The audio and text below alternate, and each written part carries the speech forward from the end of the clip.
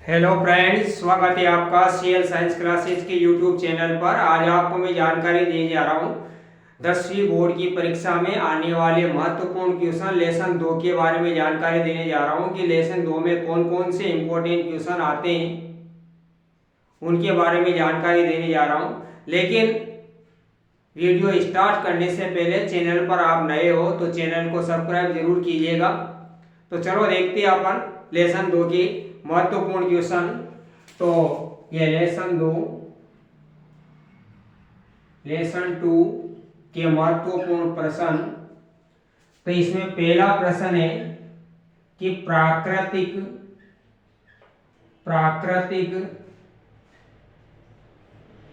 व संश्लेषित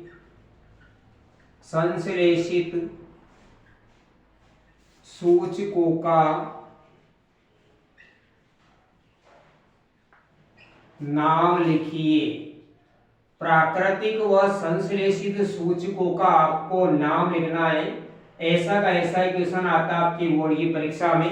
कभी तो प्राकृतिक सूचक के बारे में पूछ लेता बोर्ड में और कभी संश्लेषित सूचक के बारे में पूछ लेता। तो इसमें आंसर है आपका प्राकृतिक सूचक तो है। प्राकृतिक सूचक का तो उदाहरण है आपका, एक तो हल्दी है, एक लिटमस पत्र है, लिटमस पत्र, एक है आपका पेटूनिया, एक पौधे का नाम है पेटूनिया,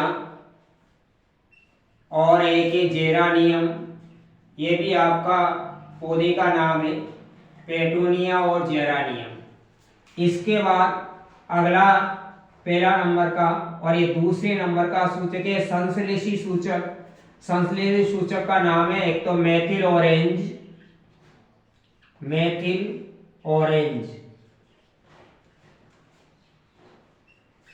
और एक दूसरा सूचक है आपका फिनोप्थलीन। ये दो सूचक है तुम्हारी किताब में, एक तो मेथिल ऑरेंज और एक फिनोप्थलीन। दूसरा क्वेश्चन है आपका गंधीय सूचक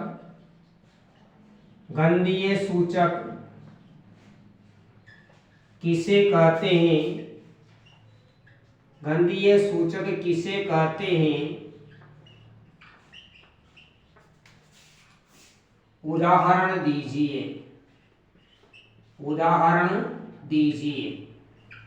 तो देखो आप, गंधीय सूचक क्या होते हैं कि जो सूचक अम्लीय या क्षारीय माध्यम में अपनी गंध क्या कर देते, बदल देते हैं। तो परिभाषा हो जाएगी इसकी गंधीय सूचक की, जो सूचक अम्लीय या क्षारीय माध्यम में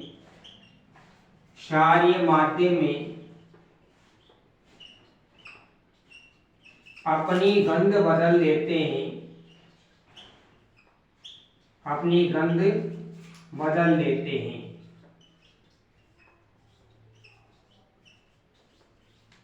उन्हें गंधीय सूचक कहते हैं। उन्हें क्या कहते हैं? उन्हें गंधीय सूचक कहते हैं। इसके बाद देखिए आप इसका उदाहरण देखिए। एक तो प्याज है, एक लौंग का तेल है,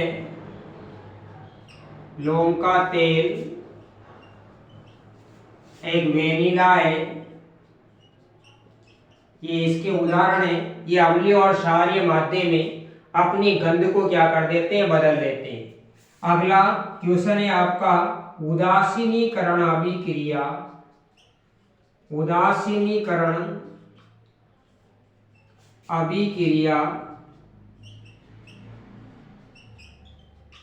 क्या है? रासायनिक समीकरण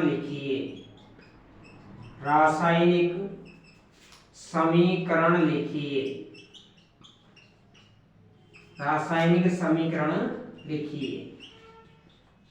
तो उदासीनीकरण अभिक्रिया क्या होती है? कि अम्ल द्वारा क्षार का प्रभाव तथा क्षार द्वारा अम्ल का प्रभाव समाप्त हो जाता है तथा लवण जल व ऊष्मा का क्या होता है, निर्माण होता है, उसे क्या कहा जाता है, उदासीनीकरण अभिक्रिया कहा जाता है। देखो आप इसमें उदासीनीकरण अभिक्रिया की परिभाषा, अम्ल द्वारा क्षारक का प्रभाव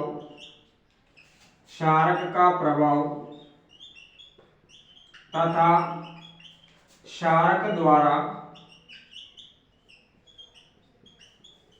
अम्ल का प्रभाव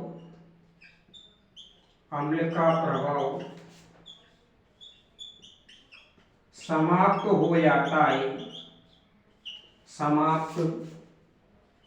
हो जाता है तथा लवण व जल का निर्माण होता है तथा ऊष्मा का निर्माण होता है। उसे क्या कहते हैं अपन, उदासीनीकरण अभिक्रिया कहते हैं। समीकरण देखिए आप, हाइड्रोक्लोरिक अम्ल और सोडियम हाइड्रोक्साइड क्षार ये दोनों आपस में क्रिया करते हैं तो सोडियम क्लोराइड लवण का निर्माण करते हैं, प्लस जल का निर्माण होता है और प्लस ऊष्मा का क्या होता है, निर्माण होता है। तो ये 3 क्वेश्चन है, आगे बता रहा हूँ आपको मैं। पहले इसको समझ लीजिए एक बार। प्राकृतिक व संदेश सूचकों का नाम, तो प्राकृतिक सूचक है हल्दी, लिटमस पत्र, पेटूनिया और जेरानियम। इसके बाद संश्लेषी सूचकों का नाम है आपका मेथिल ऑरेंज, फिनोप्थिलीन सूचक। अब गंधीय सूचक किसे कहते हैं और उदाहरण दीजिए। तो जो सूचक अम्लीय या क्षारीय माध्यम में अपनी गंध को बदल देते हैं उन्हें क्या कहा जाता है, गंधीय सूचक कहा जाता है। गंधीय सूचक का उदाहरण है प्याज, लौंग का तेल और वेनिला। तीसरा क्वेश्चन है आपका, उदासीनीकरण अभिक्रिया क्या है, रासायनिक समीकरण दीजिए। तो उदासीनीकरण अभिक्रिया किसको कहा जाता है कि अम्ल द्वारा क्षारक का प्रभाव और क्षारक द्वारा अम्ल का प्रभाव क्या हो जाता है, समाप्त हो जाता है तथा लवण व जल का क्या होता है और ऊष्मा का निर्माण होता है, उसे क्या कहा जाता है, उदासीनीकरण अभिक्रिया कहा जाता है। जैसे हाइड्रोक्लोरिक अम्ल है HCl और सोडियम हाइड्रोक्साइड क्षार है NaOH, इन दोनों की क्रिया होती है तो सोडियम क्लोराइड NaCl का निर्माण होता है, H2O जल का निर्माण होता है, साथ में ऊष्मा का भी क्या होता है, उत्सर्जन होता है। आगे देखते हैं अपन क्वेश्चन, अगले क्वेश्चन की ओर बढ़ते हैं अपन कि कौन कौन से क्वेश्चन है जो प्री बोर्ड की परीक्षा में या 10वीं बोर्ड की परीक्षा में आ सकते हैं। वह क्वेश्चन इंपॉर्टेंट क्वेश्चन बताने जा रहा हूं आपको मैं। इसके बाद आपका चौथा क्वेश्चन है, क्लोर क्षार प्रक्रिया क्या है, समीकरण लिखिए। रासायनिक समीकरण लिखना है आपको इसकी। इस प्रकार से क्वेश्चन आता है आपका। तो क्लोर क्षार प्रक्रिया, एक तो इसमें क्लोरीन गैस का निर्माण होता है और एक क्षार सोडियम हाइड्रोक्साइड क्षार का निर्माण होता है। इसी कारण इस अभिक्रिया का नाम क्या पड़ा, क्लोर क्षार प्रक्रिया नाम पड़ा। और क्लोर क्षार प्रक्रिया के द्वारा सोडियम हाइड्रोक्साइड यानी कास्टिक सोडे का क्या किया जाता है, निर्माण किया जाता है। तो आंसर देखिए आप इसका कि सोडियम क्लोराइड NaCl, तो सोडियम क्लोराइड के जलीय विलयन में, इसमें जल डाला सोडियम क्लोराइड में तो जलीय विलयन बन गया। तो सोडियम क्लोराइड के जलीय विलयन में विद्युत धारा क्या की जाती है, प्रवाहित की जाती है। विद्युत धारा क्या की जाती है, इसमें प्रवाहित की जाती है। तो प्रवाहित करने पर एक तो सोडियम हाइड्रोक्साइड क्षार का निर्माण होता है, एक जल का निर्माण हाइड्रोजन गैस का निर्माण होता है और एक क्लोरीन गैस का क्या होता है, निर्माण होता है। तो सोडियम हाइड्रोक्साइड क्षार और हाइड्रोजन गैस का निर्माण तो किस पे होता है, कैथोड पर होता है, और क्लोरीन गैस का निर्माण किस पे होता है, एनोड पर होता है। किस पर होता है? एनोड पर होता है। तो इसलिए इसको क्या कहा जाता है? क्लोरसार प्रक्रिया कहा जाता है। तो ये परिभाषा है इसकी क्लोरसार प्रक्रिया की। सोडियम क्लोराइड की जलीय विलय में विद्युत धारा प्रवाहित की जाती है तो सोडियम हाइड्रोक्साइड क्षार हाइड्रोजन गैस का निर्माण कैथोड पर होता है तो एनोड पर क्लोरीन गैस का क्या होता है? निर्माण होता है। इसके बाद अगला क्वेश्चन देखिए आप, पीएच स्केल क्या है? जठर रस व रक्त का पीएच मान लिखिए। वह रक्त का क्या लिखना है आपको? पीएच मान लिखना है आपको। तो इसमें देखो आप पीएच स्केल की परिभाषा, यानी पदार्थ की अम्लीयता और क्षारकता का पता लगाने के लिए जिस स्केल का उपयोग किया जाता है उसे क्या कहा जाता है? पीएच स्केल कहा जाता है। तो पदार्थ की अम्लता व क्षारकता का पता लगाने के लिए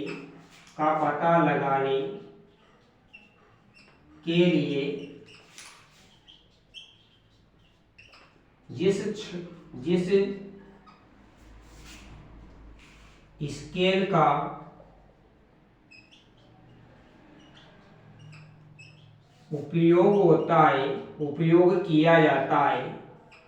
उपयोग किया जाता है उसे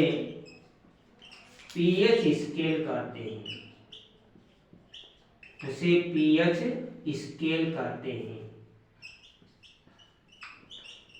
अब देखो आप पीएच स्केल में जठर रस का पीएच मान 1.2 और रक्त का पीएच मान कितना होता है? 7.4 होता है। कितना होता है? 7.4। अगला क्वेश्चन है आपका छठा क्वेश्चन कि पाचन तंत्र पर पीएच प्रभाव को समझाइए।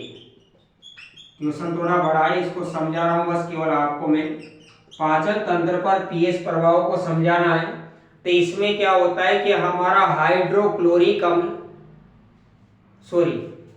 हमारा पाचन तंत्र जो हमारा आमाशय वह हाइड्रोक्लोरिक अम्ल क्या करता है? स्त्रावित करता है। जब अपन भोजन करते हैं तो भोजन करते वक्त अपच की स्थिति हो जाती है, अर्थात अपने पेट में भोजन नहीं पचता है। तो अपच की स्थिति में आमाशय अधिक मात्रा में हाइड्रोक्लोरिक अम्ल स्त्रावित करता है, जिसके कारण अपने पेट में दर्द व जलन क्या होती है? महसूस होती है। और इसका उपचार करने के लिए प्रबल एंटीएसिड क्षारक मिल्क ऑफ मैग्नीशिया का क्या किया जाता है? उपयोग किया जाता है, जिसके कारण अम्ल की मात्रा क्षार के द्वारा क्या हो जाती है? उदासीन हो जाती है और व्यक्ति को क्या मिल जाती है? राहत मिल जाती है। इसके बाद अगला क्वेश्चन है आपका, हमारा शरीर किस पीएच के मध्य कार्य करता है? हमारा शरीर किस पीएच के मध्य कार्य करता है? तो हमारा शरीर किस पीएच के मध्य कार्य करता है? इसका आंसर है 7.0 से 7.8 पीएच के मध्य क्या करता है? कार्य करता है। इसके बाद अगला क्वेश्चन है आपका, नेटल के डंक में, नेटल एक पौधे का नाम है, नेटल के डंक में कौन सा अम्ल उपस्थित होता है? नेटल के डंक में कौन सा अम्ल उपस्थित होता है? तो इसका आंसर है नेटल के डंक में मेथेनोइक अम्ल उपस्थित होता है। मेथेनोइक अम्ल उपस्थित होता है। मेटल के डंक में मेथेनोइक अम्ल उपस्थित होता है। अगला क्वेश्चन है, कभी कभार ये भी आ जाता है, दंत क्षय का पीएच पर दंत क्षय पर पीएच प्रभाव को समझाइए। दंत क्षय पर पीएच प्रभाव को समझाइए। तो जैसे अपन खाना खाते तो खाना खाते वक्त अपने दांतों में क्या हो जाता है, दांतों में भोजन के कण उपस्थित रह जाते हैं। तो ये भोजन के कण क्या हो जाते हैं, रात भर में क्या हो जाते हैं, सड़ जाते हैं। और सड़ने के बाद इससे क्या होता है, जो बैक्टीरिया उत्पन्न हो जाते हैं अपने दांतों के अंदर, और ये बैक्टीरिया अम्ल स्रावित करते हैं और इन अम्लों के कारण अपने दांत क्या हो जाते हैं, खराब हो जाते हैं। इसलिए सलाह दी जाती है कि क्षार के दंत मंजन का क्या किया जाता है, उपयोग किया जाता है। तो आज का वीडियो यही से समाप्त करते हैं। वीडियो अच्छा लगा हो तो वीडियो को लाइक शेयर और सब्सक्राइब जरूर कीजिएगा। थैंक यू सो मच दोस्तों, धन्यवाद।